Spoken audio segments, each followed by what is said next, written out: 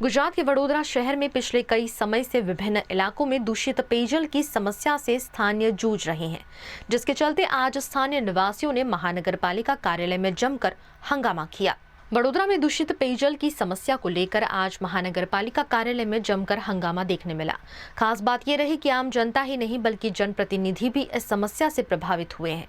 अपने घरों में दूषित पानी पहुंचने से नाराज नगर सेवकों ने कॉरपोरेशन कार्यालय पहुंचकर अधिकारियों के खिलाफ जोरदार विरोध प्रदर्शन किया।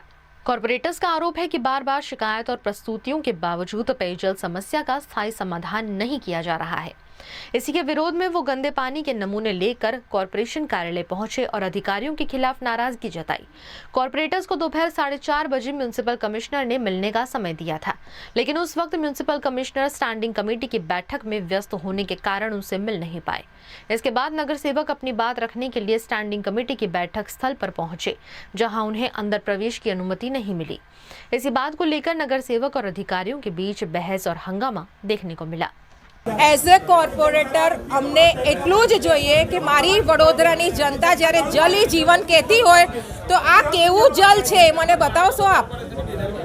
આ પાણી આજે મેં આના પહેલાં પણ રજૂઆત કરીને કીધું હતું, આપ મીડિયા થ્રુ આપના થ્રુ મેં મેન્ટેન કરીને કીધું હતું કે આનું રિઝલ્ટ લાવો, આનું પરિણામ લાવો, લોકોને આવું પાણી ન પીવડાવો।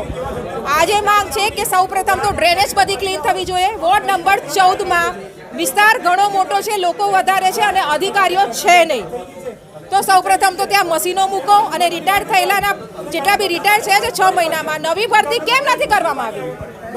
હેલ્પિંગ હેન્ડ કેમ નથી વડોદરાવાસીઓ માટે? અને આ ક્યાર સુધી ચાલશે? મીટિંગો કરો છો સ્ટેન્ડિંગ કમિટીની, તો અમે તો જનતા માટે આવ્યા છે ને। એઝ અ કોર્પોરેટર અમને રોકવામાં કેમ આવે છે? મારી એક જ ડિમાન્ડ છે, મારી વડોદરાને ચોખ્ખું પાણી આપો અને 1 મહિના સુધી જે પાણીનું ભ્રષ્ટાચાર કર્યું છે તો આપ શ્રી ટેક્સ માફ કરો, આખા વડોદરાનું ટેક્સ માફ કરો, તો આપને બી ખબર પડે કે છેલ્લા 30 વર્ષના જે ભ્રષ્ટાચાર થયા છે ને, જે બહુ ગરમો કરવામાં આવી છે ને, તો થોડું આપશ્રીને પણ ખબર પડે કે જનતાને શું ભોગ મળી રહ્યું છે। અને અંદર પણ હું એવા જ કહેવા માંગી રહી છું, આ મીટિંગ કોના માટે છે? મીટિંગ જનતા માટે છે। અને અમે કેમ આવ્યા છે? આ ખરાબ પાણી છે એને સાફ કરવા માટે આવ્યા છે। અને જ્યારે અમને મળવા ન દેવામાં આવતું હોય તો નહીં જ ચાલે।